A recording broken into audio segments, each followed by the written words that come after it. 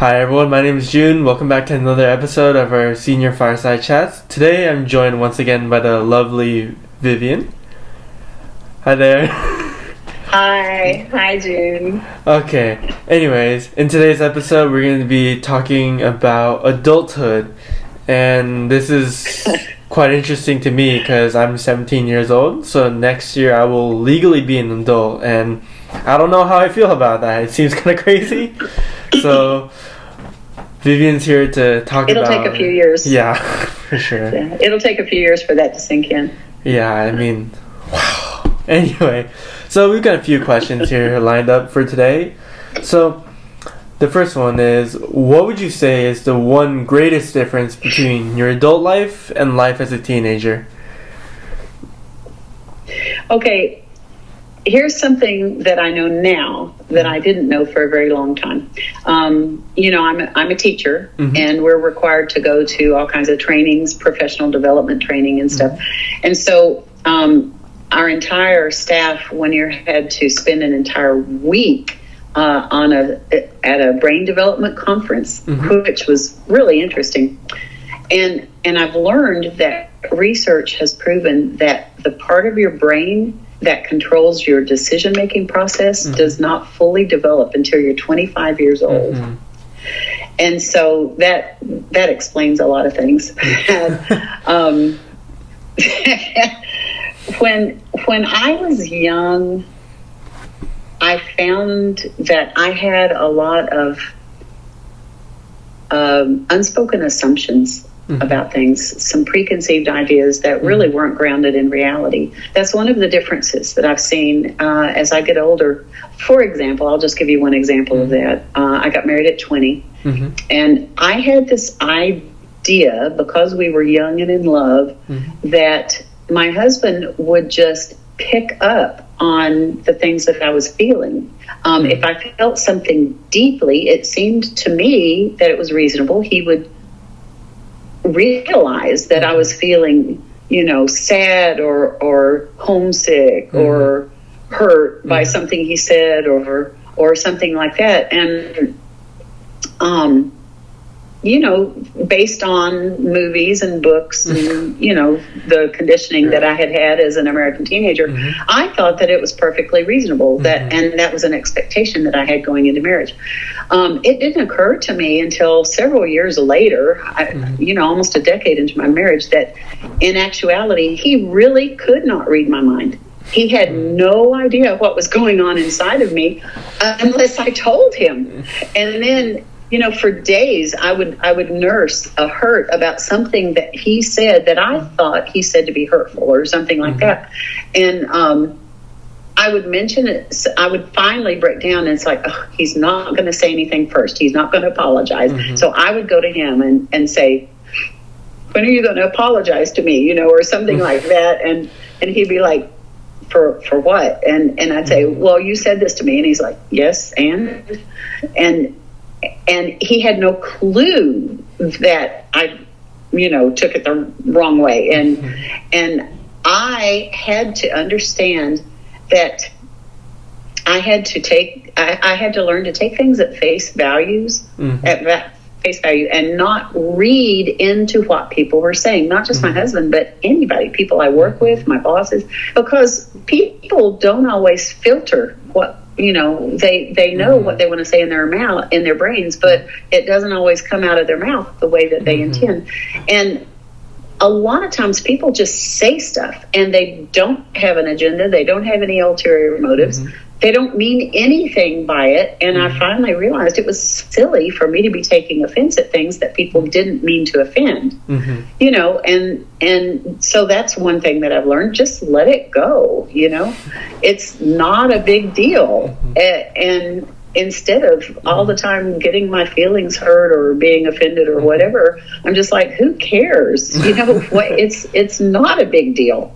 And so I got to a place where I was able to just drop it, stop imposing my feelings onto other people, and realizing that in the same way I didn't know what was going on in their brains, they didn't know what was going in my brain. And that's the other part of it.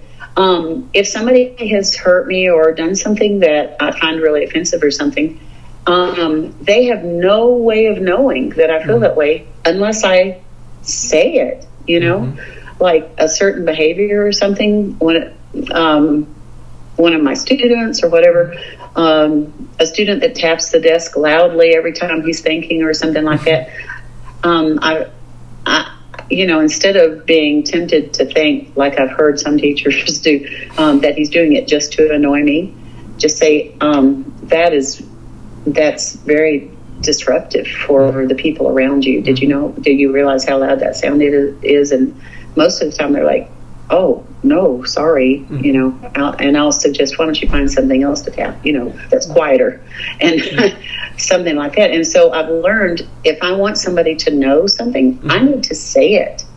Big stuff, little stuff, you know, speak the words, right? And don't leave it unsaid. And along with that is, I've learned as an adult to choose your battles. And you hear that a lot, you know, people say it when they're doing parenting seminars and stuff like that. It's really true. It's really true. You can't treat every little thing that pops up as something that's really big and important when it really isn't. Even the important stuff to parents, you know, when my son Jonathan turned 18, he was about to graduate, and he came to me and he said, okay, Mom, as soon as I turn 18, I'm going to do one of two things. I'm either going to start smoking or I'm going to get a tattoo. And I'm just wanting to let you know, and I wanted to know if you had a preference. And of course he was playing me and I knew it, but I told him, okay, I'll choose the tattoo. And you know, if you make a big deal over everything, then people aren't going to take you seriously, you know, and so you need to decide what really is important and what's not. And one of the ways you do that is by thinking forward. Instead of just looking at what's going on right now today, you think, okay, tomorrow, a week from now, a month from now, a year, 5, 10 years from now, what am I going to wish I had done or said in that situation? And if I flash forward and look back on the incident later, then that helps give me a better perspective about what really is important and where I need to dig in my heels and take a stand, and where I can just say, you know what, I'm just going to let it go, because it's in 5 years from now, I'm not going to care. Nobody's going to care that I wanted this particular thing to happen at this moment, right. You know, and so I think those kinds of things come with maturity, certainly. But I kind of wish that someone had set me down and told me about those things, so that I would be more aware of them sooner, instead of just picking fights all the time about stuff that was inconsequential, you know? Does that make sense? Yeah. Would you say that you got better at like choosing your own fights and that kind of stuff, like the older you got, even as an adult? Oh yes. Okay. Yeah. And you know, I can't say that universally for everyone, but as you get older, a lot of people start getting better at keeping their mouths shut. Unfortunately, there are some that get worse at it as they age, but one of, you know, part of the wisdom and grace thing about getting older should be that you realize that some things can be left unsaid. You know, this is particularly true in the political climate of our time. You know, there are people at school who I've heard get into arguments, really heated arguments about their particular political leanings. And where I live in Texas, this is, whoa, deep South, heavy Republican conservative country, you know, and everybody, and especially in Texas, where everyone pretty much, you know, 7 out of 10 people you meet at the store have a pistol on their belts, you know, that kind of thing. I have to be really careful about. I choose not to enter political discussions and start debates. That really, because I've found out when people debate stuff that they feel really, really strongly about, they are not debating for the purpose of exchanging ideas for the most part, especially in politics. They are debating for the purpose of trying to beat down their opponent, and that's their only goal. And most of the time, they're not going to listen to anything you say, and what you say is not going to make an impression on them. It's not going to make any difference to the way they think. And so in that case, you know, I understand that there's a degree of mental stimulation in a good debate, you know, and I enjoy a good debate as much as anybody, but when it's pointless and will only create hard feelings and not have a satisfactory outcome, just walk away. Yeah. Don't even throw your hat in the ring, you know, just walk away. And anything that is inflammatory in nature, there's no reason to say it. You know, even if your opinion is very, very strong about somebody else being wrong, and you feel that you need to be, your right opinion should be vindicated, you know, it's not going to happen. So that's another thing that I've learned, is just step away, keep my mouth shut, which is hard for me because I'm pretty much a compulsive talker, as you will know. Right? Yeah. But that's a discipline that I've acquired with age, with maturity. Yeah. And it's living where I live and having my own particular brand of political leanings. That has made things much happier here. Yeah. I'm glad you said that, because like what I learned from my dad too is that when you're debating with someone, it should always be constructive, or the goal should be that you're trying to achieve some sort of consensus. But it seems nowadays many people argue for the sake of winning rather than for the sake of, you know, coming to a mutual agreement. I think that's destructive, and we should all try to learn to not do that. So and that brings up something else too that is very important. And I told you ahead of time that this could mushroom into a 3-hour conference, you know. But this topic.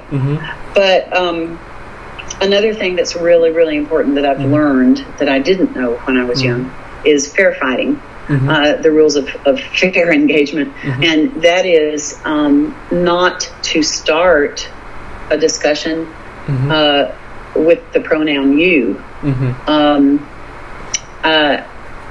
Instead of saying you did this, or you think this, or you are wrong, or you know, I keep it at the level of myself, because I know what I think and feel, but there's no way that I can truly know what is going on inside the head of the person that I'm engaging. So I'll stick with what I know. When I hear this is how I feel. You know, when you walk through the room and leave on every light in the house on behind you, I feel frustrated because I have to go behind you and turn them all off. You know, that kind of thing. And so when you're discussing things with people, they can disagree with your opinion, but they cannot really they can't effectively fight against your personal feelings, because what you feel is what you feel, you know. And so in a fair fight or a fair debate or discussion, you keep it to, this is what seems reasonable to me. This is what makes sense to me. This is my conviction. I feel strongly that, you know, and not try to impose my opinions of what they think, or the rightness or wrongness of their opinion on them. I just keep it to myself. at the same time acknowledging your opinion is not my mandate. So. Right. Okay, so now on to the next question, which is, what would you say is like the greatest similarity between your adult life and your life as a teenager, if there is one? There is. The greatest similarity to me is that you still are interested in learning and doing new things. When you're a teenager, you're exploring the world and experimenting with adulthood. And let me tell you, once I turned 18, I mean, it was several years before I stopped feeling like an imposter. I felt like I was posing as an adult, and I was afraid that people were going to call me out and expose me at any time, and that it took a while for that feeling to go away. But you are experimenting with independence, with your own breaking away from your parents' influence, not because that's a bad thing, but because you're spreading your wings, and so you're forming your own views and opinions and learning to think independently while still guided by the principles they've taught you. But when you're young, when you're a kid, you ask a typical kid, like elementary school, third grader, what do you want to be when you grow up? Well, I had an eighth grader this week who said, well, I can't decide if I want to be a veterinarian, a baker, or work for Chick-fil-A. I mean,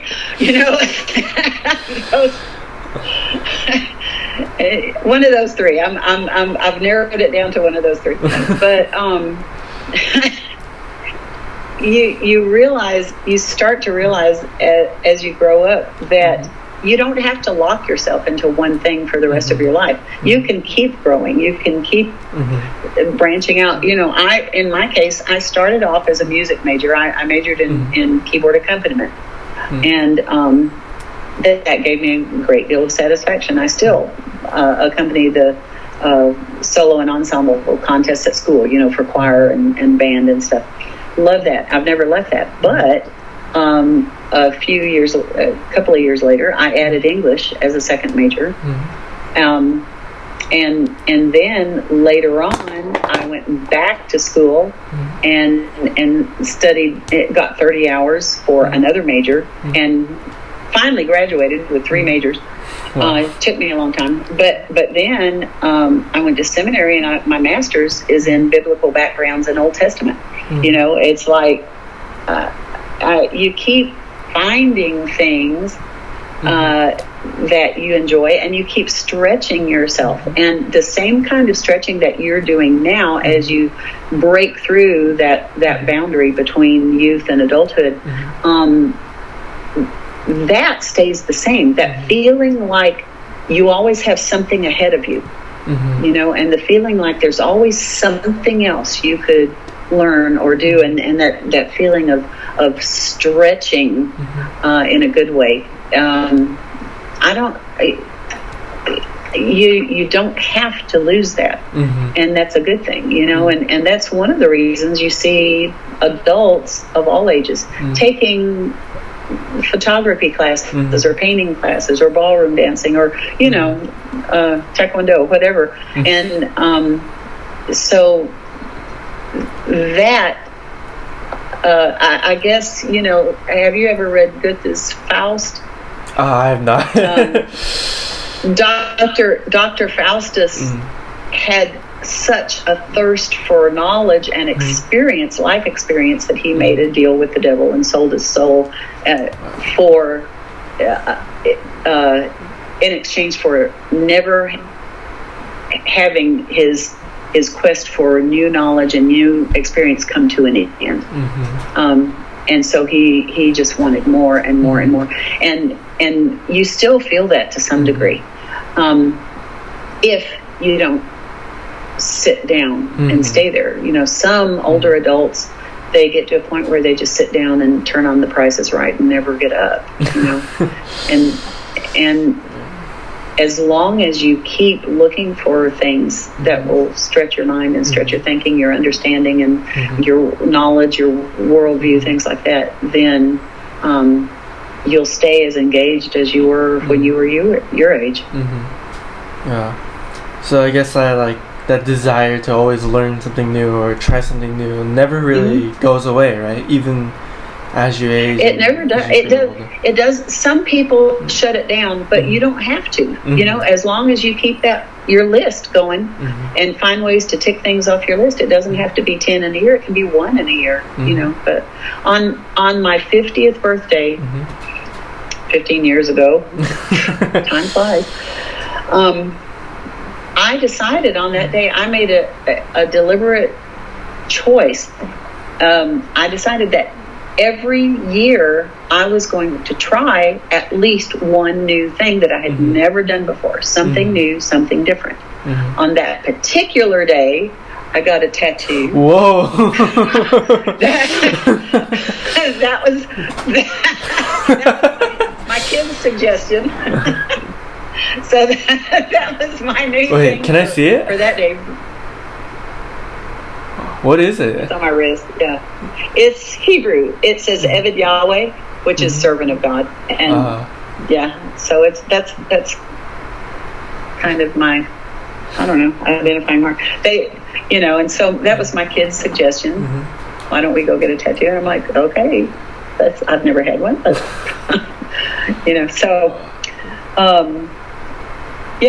and I've tried very diligently to do that, to find something, at least one thing, and usually it ends up being 2 or 3 things often, that I try. And every new thing, you don't have to master it.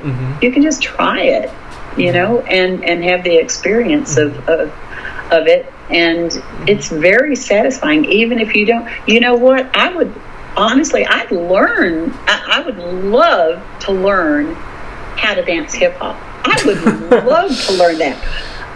And I know that I will never, ever, ever be able to do that. Me neither. My body just is not wired that way. I don't have that kind of, I can hit a softball and, shoot a basketball, but I cannot dance. I cannot. Me neither. But, so there's some things, you may not master it, but just see what it feels like, and there's something very satisfying about that. And when you collect satisfying experiences, it makes your life seem very full of meaning and full of satisfaction, and it just builds up this sense of continuing expectation in you, for what's going to come next. And that's, at this stage of life, I can tell you, that's very satisfying way to live. I mean, I like trying new things. Like, I think my dad would kill me if I got a tattoo, but okay, so I think he'll let me get my ear pierced, because I heard this from my grandma, but apparently when he was in high school or when he just got into college, he secretly got his ear pierced, apparently, without his parents knowing. Such a rebel. Yeah, so I'm just gonna maybe try to do the same thing. There's no reason behind it. I don't particularly want an earring. I just want to do it for the sake of having one, Yeah, just to see what it's like. Yeah, just to see what it's like. Piercing, Yeah. And why not? Yeah, why not? So that's gonna be my one rebellious thing, I guess. So let's see how well that goes. Anyway, so hopefully it doesn't get affected, but whatever. Go for it. Yeah, just go for it, honestly. But yeah, well. Thank you for coming on today, Vivian. It was really fun talking to you. Thanks for having me. Yeah. So I enjoy this so much. Me too. Anyway, to all our viewers, thank you for watching. If you enjoyed the video, please make sure to like the video and subscribe to our YouTube channel. Also visit our website at talkthegap.com. And if you're interested in joining me on one of these conversations, send me an email at talkthegap@gmail.com. Anyway, that's it for us for today. Goodbye, and we'll see you next time.